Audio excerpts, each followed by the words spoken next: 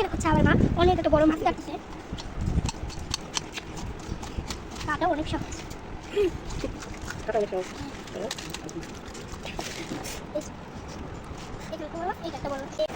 এখানে আমার মা হচ্ছে পেটিটা কাটছে, পেটি তোমরা দেবো না পেটি, হ্যাঁ লম্বা লম্বা করে কাটছে আমার মা এখানে।